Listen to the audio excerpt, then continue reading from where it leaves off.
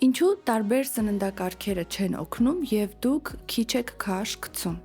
Առաջինը սպիտակուցների դեֆիցիտն է։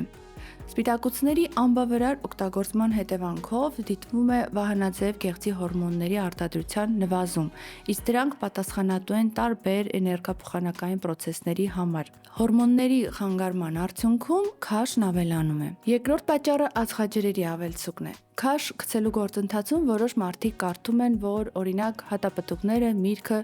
օժտված են ցածր կալորիականությամբ և սկսում եք չափից շատ կիրառել։ Դրա հետևանքով արյան մեջ բարձրանում է գլյուկոզայի քանակը, բարձրանում է ինսուլինի քանակը,